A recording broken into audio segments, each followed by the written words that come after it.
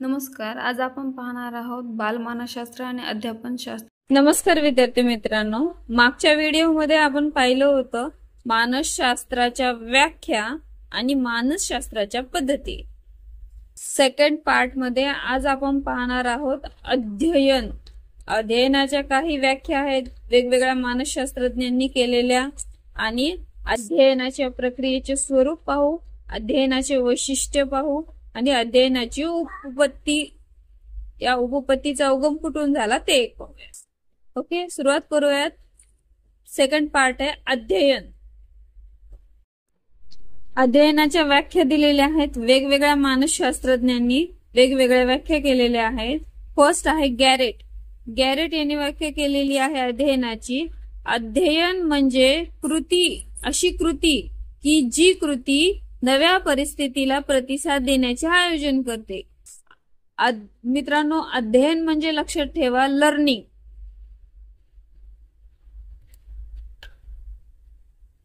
अध्ययन म्हणजे English word असतं लर्निंग, म्हणजे आपण काय अध्ययन करतो, लर्निंग काय शिकतो, काय आपण त्याच्यातून. तर गॅरेट हे काय म्हणतात की अध्ययन म्हणजे अशी कृती की जी कृती नव्या परिस्थितीला प्रतिसाद देण्याचे आयोजन करते. आपण नवनव्या गोष्टी शिकतो, म्हणजे नवीन कृती करून नवीन गोष्टी शिकतो आणि त्याच्यातून आपल्याला वेगवेगळं अजून काहीतरी करण्याची प्रतिसाद मिळते. म्हणजे समजतं अजून एखादं काम आपण करायला घेतलं तर ते काम अजून कोणत्या चांगल्या पद्धतीनं करू शकतो, किती चांगल्या पद्धतीनं, अजून कोणत्या वेगळ्या पद्धतीनं करू शकतो का, हे म्हणजे प्रतिसाद देण्याचे आयोजन करते. ओके. सेकंड आहे नॉर्मन मन. यांनी अध्ययनाची व्याख्या केलेली आहे. अध्ययन म्हणजे अनुभव आणि वर्तन यांच्यामधील सुधारणा होय. म्हणजे आपण एखाद्या गोष्टीचा अनुभव केलो, एखादी एक्सपेरिमेंट केला, एक्सपेरिमेंट मधून आपल्याला काय मिळतं, प्रयोगातून आपल्याला काय मिळतं मित्रांनो, अनुभव मिळतो. आणि अनुभवातून आपण काय शिकतो की एखाद्या प्रयोगामध्ये 2-3 वेळेस हा प्रयोग असफल राहतो.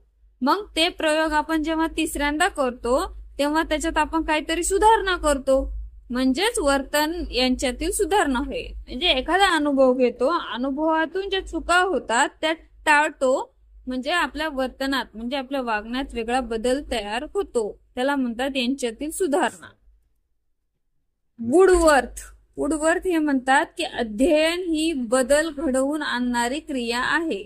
अध्ययन म्हणजे बदल घडवून आणणारी क्रिया आहे. अध्ययन केल्याने, लर्निंग केल्याने आपल्यामध्ये वेगवेगळे बदल घडून येतात. गेट्स म्हणतात अध्ययन म्हणजे अनुभवाद्वारे वर्तन होणारी सुधारणा होय. नंतर आहे सिंगोल म्हणतात अध्ययन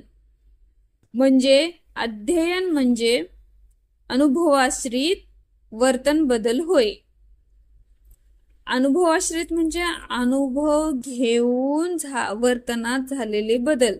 अनुभव घेतल्यानंतर आपल्या वागण्यात, वर्तन करण्यात जो बदल होतो त्याला अध्ययन म्हणतात, असे सिंगोल म्हणतात.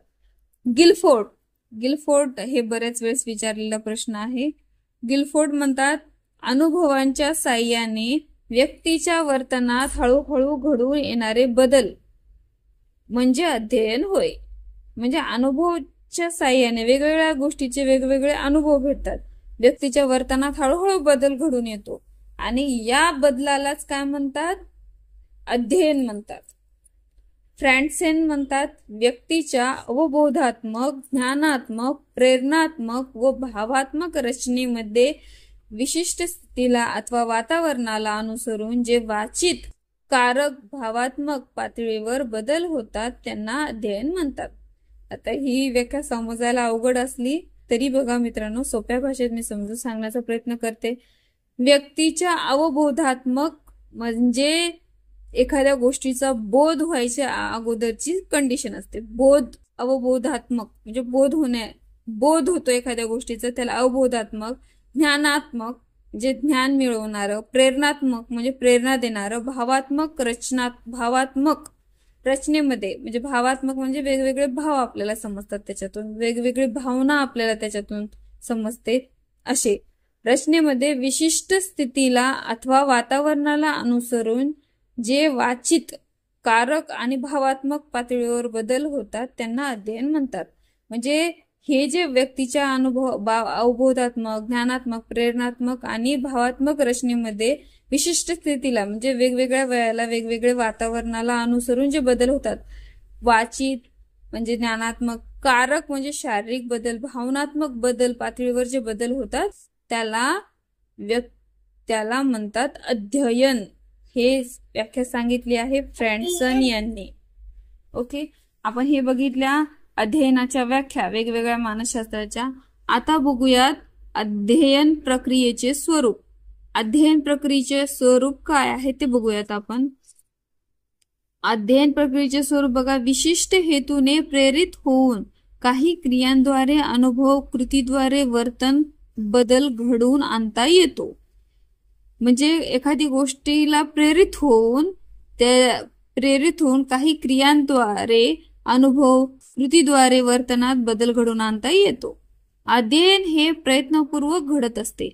हे बघा, ही अंडरलाईन महत्वाची आहे. अध्ययन कसे घडते विचारतात तर ते हे प्रयत्नपूर्वक घडवलं जातं. अभ्यास आपण जेव्हा करायला बसतो तो आपल्याला ठरवून अभ्यास करावा लागतो. म्हणजे आपल्याला एका ठिकाणी बसून लर्निंग करण्याची सवय स्वतःला घडवावी लागते, म्हणजे तो प्रयत्नपूर्वक असतो. फॉर एक्झाम्पल, अभ्यास करायला जेव्हा बसतो तेव्हा आपण ठरवून बसतो, प्रयत्नपूर्वक बसतो की आपल्याला जे काही डिस्टर्बन्सेस होते त्याला आपण बाजूला सारून आपण प्रयत्नपूर्वक अभ्यास करण्याचा प्रयत्न करतो. ओके, तसंच वाढत्या वयात होणाऱ्या नैसर्गिक बदलांचा अध्ययनात समावेश होत नाही. वाढत्या वयात नैसर्गिक बदल, वाढतं वय जेव्हा असतंय, किशोर अवस्था, नंतर बाल्यावस्था, नंतर कुमार अवस्था, ह्या ज्या अवस्था असतात त्याच्या या वेगवेगळ्या अवस्थेमध्ये वेगवेगळे बदल होतात नैसर्गिक. त्याच्या अध्ययनावर काही परिणाम होत नसतो, समावेश होत नसतो अध्ययनामध्ये.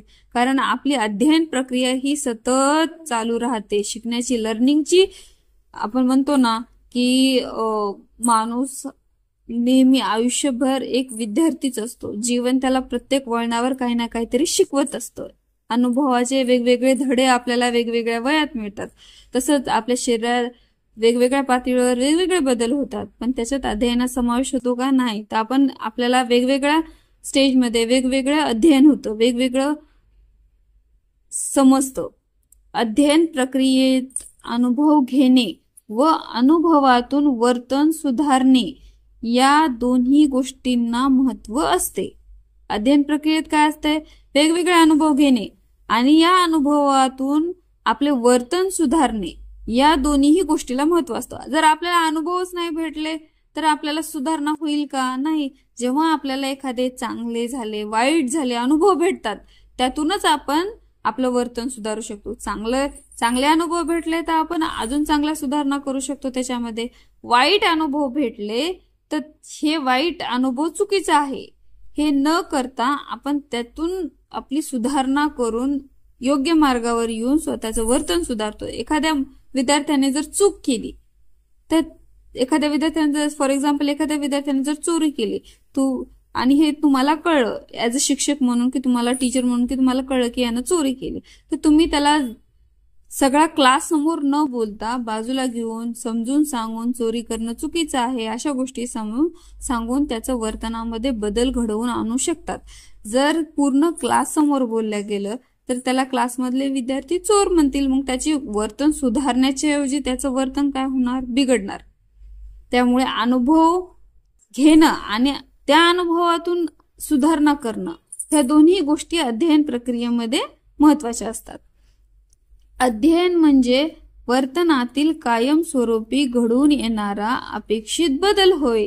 म्हणजे आपल्या वर्तनात कायमस्वरूपी चांगला बदल घडवून येणं त्याला अध्ययन म्हणतात.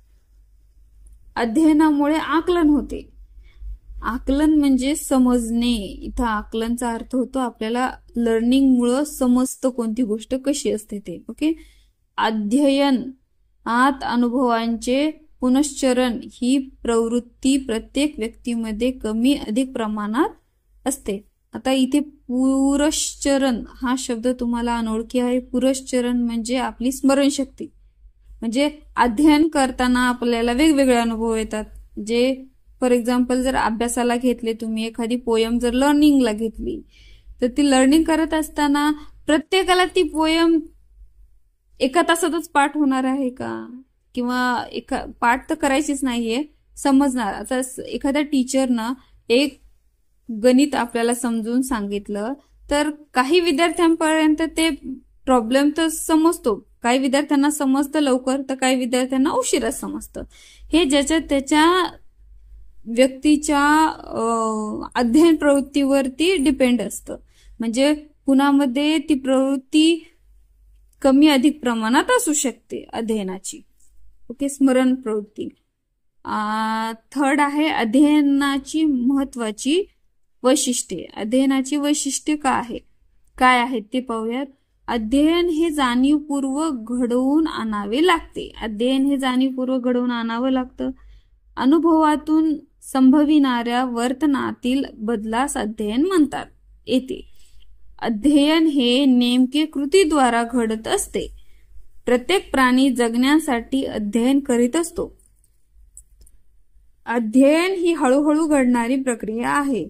अध्ययन ही एक वर्तन प्रक्रिया असून ती उद्दिष्टाप्रत जाणारी असते. उद्दिष्ट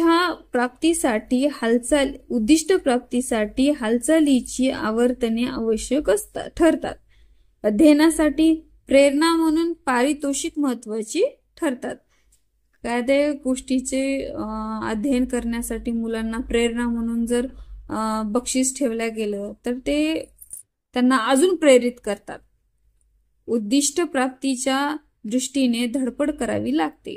म्हणजे आपल्याला जर एखादी गोष्ट अचीव करायची आहे तर ते अचीव करण्यासाठी आपल्याला ती मेहनत घ्यावी लागते. मेहनत घ्यावी लागते म्हणजे काय? अभ्यास करावा लागतो. अभ्यास करावा लागतो म्हणजे काय? अध्ययन करावं लागतं. एखाद्या विषयात विशेष रुची असेल तर प्रगती वेगाने होते. जर एखाद्या गोष्टीची आपल्याला आवड जास्त असेल तर त्या दृष्टीने त्या विषयाची प्रगती आपली जास्त होते. जर कुणाला एखाद्याला मॅथ सब्जेक्ट आवडत असेल तर त्यामध्ये त्याला खूप आवड असेल तर त्याच्यामध्ये त्याची प्रगती जास्त दिसून येते. जी गोष्ट शिकायची आहे तिचे अध्ययन पूर्वी काही प्रमाणात झालेले असले तर ते प्रगतीला मदतगार ठरते. म्हणजे पूर्वज्ञान. एखादी गोष्ट शिकायची आहे आपल्याला तर आता बघा, सर एखाद्या वेळेस शिकवायला सुरू करतात लेसन, त्या अगोदर आपल्याला काही प्रश्न विचारतात. म्हणजे त्या लेसनच्या अनुसरून तुम्हाला पूर्वज्ञान किती आहे हे चेक करतात ते. म्हणजे त्या एखादी गोष्ट नवीन शिकायची आहे तर तुम्हाला त्या गोष्टीबद्दल अगोदर काय माहिती आहे हे माहिती झालं म्हणजे तुम्हाला पुढच्या प्रगतीला मदत ठरते. शिकण्याच्या योग्य पद्धतीचा प्रगतीवर सुपरिणाम होतो. सर्व प्राण्यांचे अध्ययन एकसारखे नसते. प्रत्येकाचे अध्ययन वेगळे असते. प्रत्येक जण वेगवेगळं अध्ययन करत असतो. प्रत्येकाची स्मरण करण्याची कॅपॅसिटी वेगवेगळी असते. नेक्स्ट मुद्दा आहे मित्रांनो, अध्ययन उपपत्तीची आवश्यकता. हे बघा, उपपत्ती, ज्या वेगवेगळ्या उपपत्त्या आहेत त्याचा उगम कुठून झाला तर इथून झाला. अध्ययन उपपत्तीची आवश्यकता का भासली? आता ते बघूयात. अध्ययन अध्यापन कोणत्या तत्वावर आधारित आहे याचे तार्किक समर्थन देण्यासाठी. अध्ययन अध्यापन कोणत्या तत्वावर आधारित आहे? म्हणजे अध्ययन म्हणजे जे लर्निंग करते ते, जे विद्यार्थी, अध्यापन म्हणजे जे शिकवते, टीचिंग करते ते. अध्यापन कोणत्या तत्वावर आधारित आहे याचे तार्किक समर्थन देण्यासाठी. नंतर अध्यापन पद्धतीचा वापर का करतो याचे तार्किक समर्थन देण्यासाठी. नंतर आहे नवीन अधिक उपयुक्त सामान्यीकरण अस्तित्वात आणण्यासाठी. नवीन गोष्ट अधिक उपयुक्त सोप्या भाषेत समजून सांगण्यासाठी. निरीक्षणक्षम घटकांचे भाकीत आणि वर्तन करण्यासाठी. उपपत्तीची आवश्यकता का लागली? एखाद्या गोष्टीचे निरीक्षण करून त्याचं भाकीत म्हणजे त्याचा अंदाज काढणे, सांगणे त्याबद्दलचं आणि त्याचं वर्णन करण्यासाठी उपपत्तीची आवश्यकता वाटते. ओके, आपण या भागामध्ये बघितलेलं आहे मित्रांनो अध्ययन प्रक्रिया कशी असते. मानसशास्त्राच्या व्याख्या बघितल्या, अध्ययन प्रक्रियेचे स्वरूप बघितले, अध्ययनाची महत्वाची वैशिष्ट्ये बघितले आणि अध्ययनाची उपपत्तीची आवश्यकता बघितली. उपपत्तीचा उगम कुठून झाला तर अध्ययनातून उपपत्तीचा उगम झाला. आता बघा अध्ययन उपपत्तीचे वर्गीकरण. आता ह्या उपपत्त्या आल्या कुठून? वेगवेगळ्या उपपत्त्या आहेत, जे पॅव्लोवची अभिजात संधान उपपत्ती, स्किनरची अभिसंधान उपपत्ती, ह्या वेगवेगळ्या उपपत्त्या आहेत. थॉर्नडाईक यांची प्रयत्न प्रमाद उपपत्ती, संयोजनवादी उपपत्ती, ह्या वेगवेगळ्या उपपत्त्या आहेत. त्याचे वर्गीकरण मी नेक्स्ट व्हिडिओमध्ये समजून सांगते तुम्हाला. या व्हिडिओमध्ये इथपर्यंतच. थँक्यू.